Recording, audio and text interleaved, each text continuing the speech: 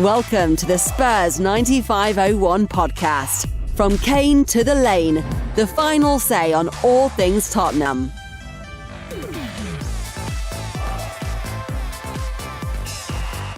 Everybody, welcome back to the Spurs 9501 podcast. I've got a long-lost friend of ours back now, Russ from the Algarve Spurs. Hello, Russ. How you doing? Hi, Ray. Yeah, really good. Yeah. Yep, good. Good to see you again. So we're here to just do a quick post-match analysis of the Wolves, the win at Wolves. So what did you think, Russ? Another good win for us, 2 wins in a row? Yeah, I think we played better against Man City, for sure. Yesterday, we just couldn't keep the ball. And I think some of the old problems that emerged of our midfield just didn't perform. It was very weak. And yeah, I mean, to be fair, it was a bit of a miracle, really, that we came away with the 3 points. But sometimes you've got to take those lucky days, and maybe that's a good sign. I mean, we worked hard, that's for sure. We chased and did all that, but we should be causing more problems, really. Yeah. So first of all, let me ask you the question: was it a penalty or not? I don't know. For me, yes, I think it was. But going on to that, Dele Alli, with the new rules of, what it was last year, whether you get the slightest touch, you went down, you get a free kick. Dele Alli's going to suffer with that because he used to, any touch, he was down, and you could see he wasn't getting half the free kicks he would have done. And yep. I think he's struggling to adapt to that.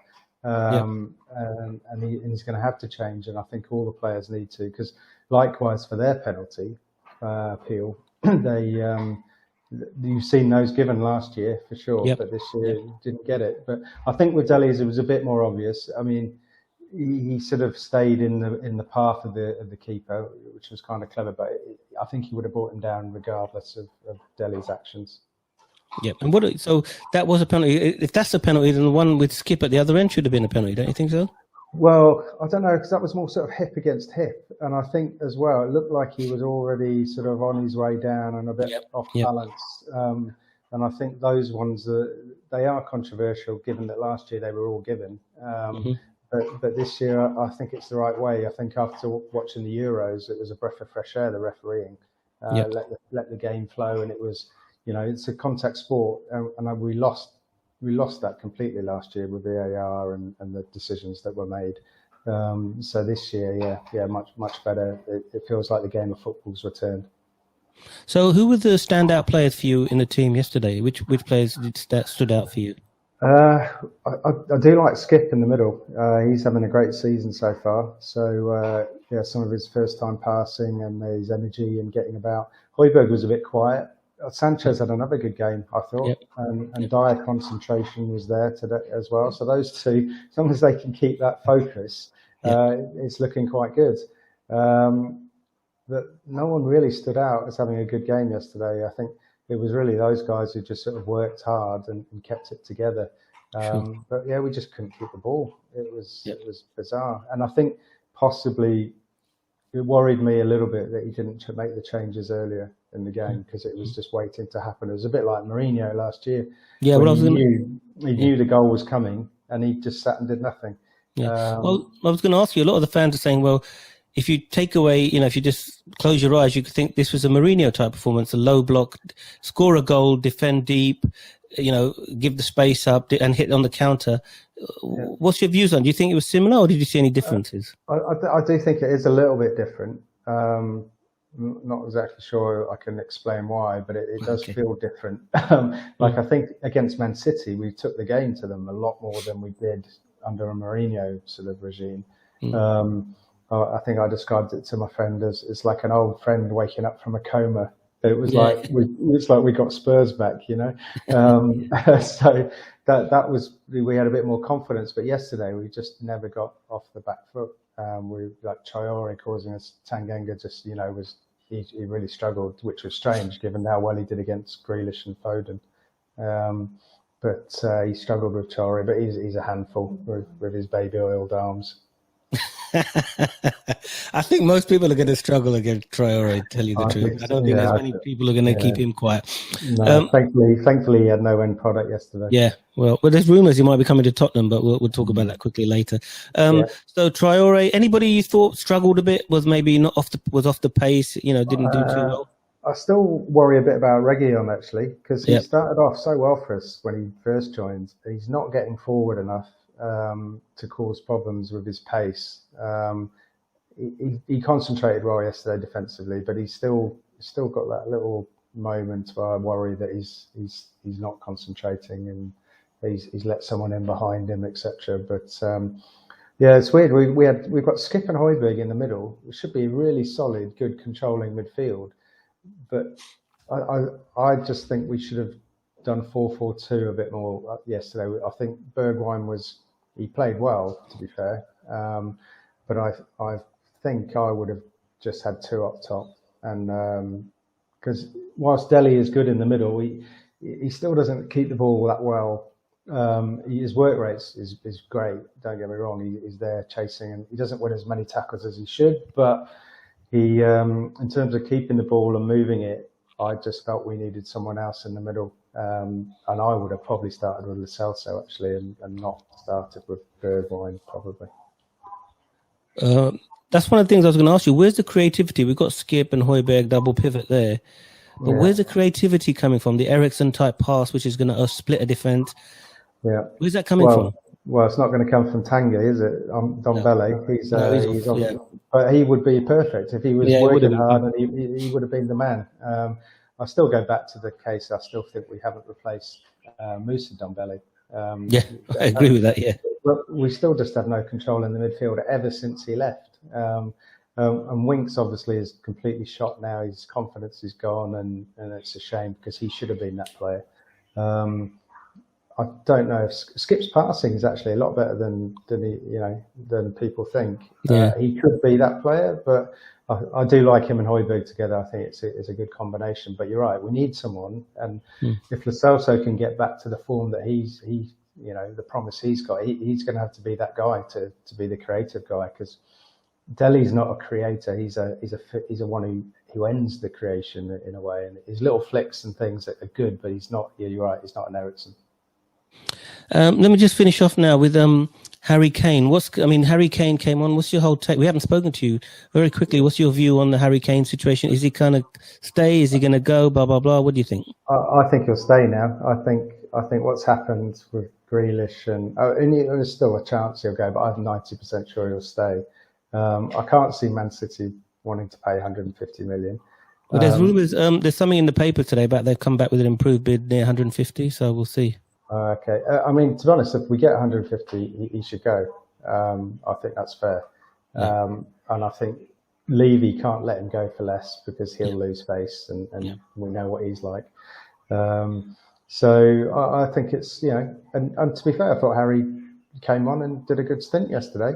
So I think he's gone about it the wrong way. He's been probably made a couple of bad decisions with coming back from training and coming back from his holiday, etc. But he probably thought there was something that was going to be done, but it unfortunately wasn't. So he then, I think, had to think, well, just in case this doesn't go, I need a plan B to get back in, and not pissed everybody off. So I think he did come back with his tail between his legs a little bit. But the fact that no one put a statement out and clarified the situation shows he was going and he wanted to go. I still think he might go, towards the end of the window. I think City are going to come in. They're just playing it to the last minute. I think he's going to go. Well, let's see. Anybody knows. Yeah, I guess it'll depend on who City can get rid of. If they can get rid of Bernardo Silva, get some money in, then I think it works. No, I agree. But then where does that leave us? The later we leave it, who are we going to get in? But the thing is, if he goes next season, then he's not going to get more than 70, 80 million from him. So he's basically throwing away 70 million. So let's see what their decision to make. Who would you like to see come in, regardless of whether Kane comes or goes? Who do you think should come in? Any ideas on who you would like to see in? No, do you know, I'm not Mbappe. Yes, now you can wake up and tell us what you really think, yeah? Yeah. Well, no. What about Cristiano Ronaldo? Ronaldo might be coming to Tottenham. The Nike with the tie-up with Nike and the sponsorship. That would be great, wouldn't it? I mean, that would be great. Yeah. But again, I think I'd be dreaming still. But if he came in, it'd be great. Do you know? It's really hard. The money's good, but I wouldn't. Would you have paid 100 million for Lukaku? I probably wouldn't. No, I wouldn't pay for that. I don't think he's worth it. But it's a seller's market, isn't it? They've got a prized asset, which is a striker, proven striker, score goals. You have to pay the money. Same with Kane. He's proven 8 seasons, 7 seasons, proven it. So, you know, that's where the premium comes in. I would have probably gone for Danny Ings, actually. I don't know why we didn't go for Danny Ings, but again, you know, we're very slow in what we do. Paratici likes to go to Italy because that's what he does. Okay, mate, excellent. I want to give you one final question about Nuno Espirito Santo. What do you think about his first few weeks at the club, and what's the view from Algarve Spurs about how he's doing? Yeah, no, we like him, and actually, to be honest, before all the other candidates came and went in the summer, he was, for me, first choice, because he reminded me a little bit like Poch.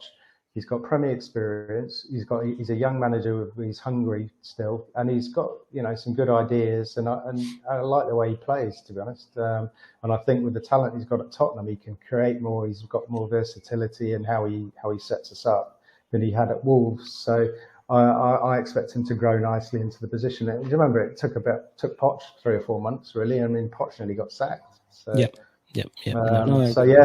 very happy with him. Love him as a person. He just focused on the job. He's a proper coach. He's not interested in the media circus. Yeah. Okay, cool. And before we go, just a couple of predictions. What about Paços de Ferreira on Thursday? Your prediction for that? I think we'll scrape through. I think we'll do the job. But they outmuscled us. I think probably need to place Sissoko in the middle or something to get a bit of But just give us some context about. Just a quick question. I'm sorry to interrupt. Just give us some context. Paços de Ferreira. What type of team are they in the English league? Who would we say would be similar to them? Just to give our fans some sort of context. I would have almost said they were a Stoke, actually, when they were in the Premier League. So we've lost to a Stoke. It's like Tottenham losing to Stoke, really, is it? Pretty much, yeah. Okay, great. You can see they just set up and they just blocked and hit us on the break with one mistake. And, you know, that was their chance. They took it. We couldn't break them down after that, which goes back to your statement about where's our creativity. And what's the talk in Portugal? Are they confident they can get through? Not heard too much, but the fans are confident, obviously. But I think everyone's quite realistic. But I think it will depend. What do you think? Do you think Nuno's bothered if we go out? It's a very good question. I think he needs to get through, show some progress. If he puts a strong team out, I think we've got a chance. If he puts the same team out that we did last time, it's going to be very difficult. He's got to show some intent, you know. Whether we think it's a crap competition or it's a European competition at the end of the day, there's value in winning it, you know, in terms of coefficient points, etc. So I think he should go for it on Thursday. Yeah, I want us to get to the group stage for sure, because I think it gives some of those players like Gil and Sessegnon had a good game. He really tried his socks off, and that obviously was shown with a place on the bench at the weekend. So I think it's great for us to get into the group stage. I'm not bothered if we get knocked out after that early stage. It's just good to get those players playing. Yep. Finally, your prediction for the Watford game next Saturday or Sunday? I can't remember when it is. Probably Sunday again. Sunday again. Yeah. Watford at home. Yeah, I think we'll win. I think it'll be fairly comfortable. I think it'll be 3-0. Okay. And last but not least, you've got to come on, you Spurs in Portuguese. Oh dear. Okay. Força Tottenham. Okay. Excellent. Thanks very much, Russ. Excellent. Right. And if you've got time, we'd like to do some more post matches with you on other matches. So it'd be great to see you. Great. Yeah, no, I'll definitely try and make some more time. Yeah. Great. Thanks, Russ. Brilliant. Excellent. Thanks, mate. Thanks for inviting me on. You've been listening to the Spurs 9501 podcast. Stay in touch, continue the debate, and let us know what you want to discuss by finding us on YouTube. Tune in after the next match day for more insight. Thanks for listening.